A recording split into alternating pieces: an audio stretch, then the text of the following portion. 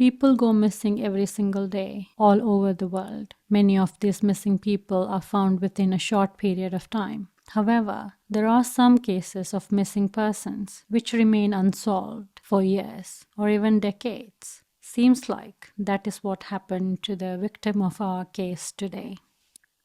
Brandon Swanson, native of Marshall, Minnesota, was an only child of Brian and Annette Swanson, born on January 30th, 1989. After graduating from Marshall Senior High School in 2007, he enrolled in a one-year program in wind turbines at Minnesota West Community and Technical College, located in Canby, Minnesota.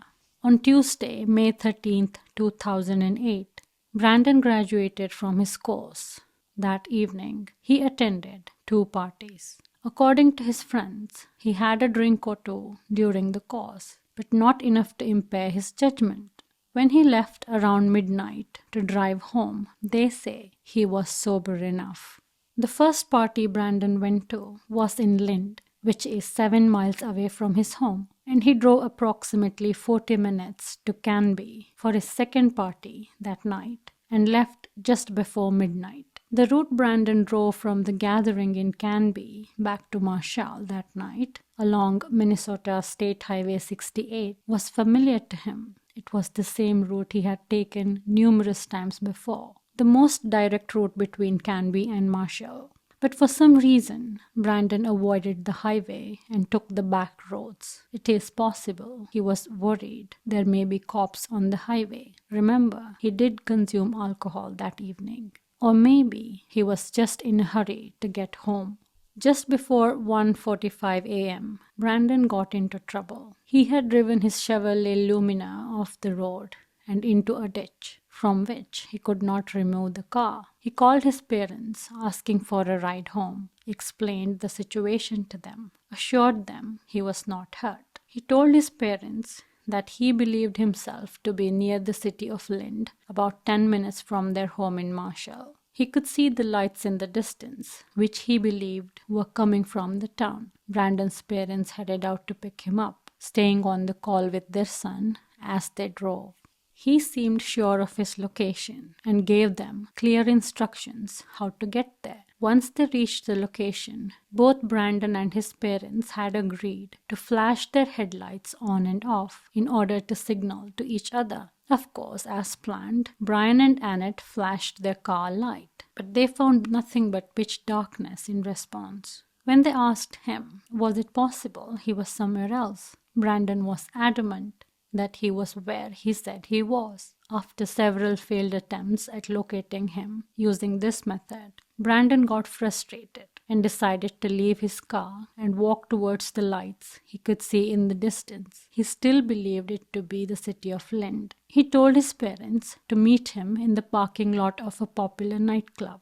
They reluctantly agreed to this plan. At this point, Brandon Swanson dropped his wife back at home and drove towards Lind on his own. This whole time, he was on the call with Brandon, as Brandon walked cutting through fields and climbing over fences as he went, to save time. 47 minutes into the call, Brandon suddenly exclaimed, "Oh shit!" Then there was silence.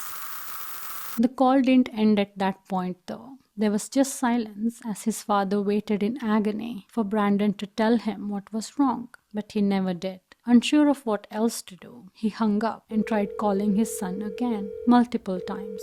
Got no response. Brandon's phone would ring and ring, then go to voicemail. I have no words to describe the terror he must have felt in that moment, wanting to rescue his child and being unable to do so. Unfortunately, Brandon Swanson would never be seen or heard from again. For the rest of the night, Brian and Annette Swanson, with the help of their son's friends, searched the rural area's endless gravel roads and farmland in vain. Unfortunately for them, they had no idea Brandon had mistaken the location he was in. If they did, would that have made any difference to the outcome of this case? I wonder. When they couldn't locate him, even after hours of searching, Annette Swanson called the police around 6:30 a.m. on 14th May.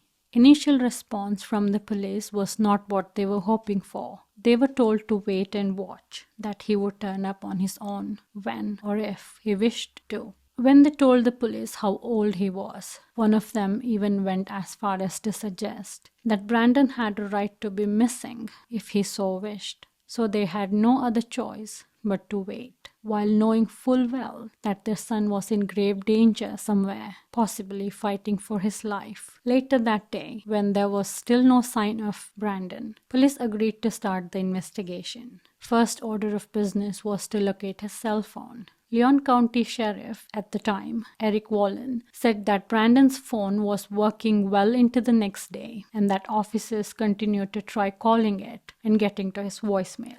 They were able to track his phone signal to have an idea of where his last communications or phone calls came from and were able to track his location. That is when they discovered that on the night he disappeared, he had actually been near Porter, which is roughly 25 miles away from where he told his parents he was, or where he thought he was. Shortly thereafter, his car was located in a ditch near Taunton. His car simply looked like it was partially stuck in a ditch. There was nothing odd about it. If a person passed by, they would think it was just parked there or broken down and stuck. The keys weren't found in the car, and there were no obvious signs of foul play. Due to a childhood injury, Brandon Swanson was legally blind in his left eye. As a result, he suffered from depth perception issues. He had to wear glasses for his condition, but for reasons unknown, on the night of his disappearance, he left his glasses behind in his car when he decided to take a walk. I do not know if he was wearing his glasses before the crash and took them off later. Even though police were reluctant to investigate at first, once the search did begin, it was extensive and thorough, including hundreds of volunteers, trained search dogs, and air surveillance. Search operations covered both the land and the Yellow Medicine River, as there was some speculation that it was possible Brandon could have fallen into the river and drowned. Search dogs picked up his scent on a trail near the river. They followed it to the water and then over to the other side of the river, indicating that Brandon may have been in the water, after which they continued north along the riverbank towards the Yellow Medicine County line, where the trail suddenly ended. The search dogs also picked up the scent of human remains a few times near Mud Creek, north of Porter. However, nothing pertinent to the case was ever recovered from here. Temperature was below 40 degrees that night. So there is a strong speculation that if Brandon accidentally fell into the water, it is quite possible, even if he got out, the risk of hypothermia was high. There are, of course, other causes they looked into, like farms are full of heavy machinery. If a person comes under one of them, we all can imagine the outcome. Being electrocuted or gassed, being crushed by a falling tree or a branch, falling from a height, which could result in broken bones and even death in certain cases, and drowning. In Brandon's case, investigators had done extensive excavation work on the river in the area. As late as 2021, there were still teams sifting through the dirt in search of Brandon's remains. But in all these scenarios, they should have found some physical evidence of him being there. Body or parts of it, certainly. Blood, hair,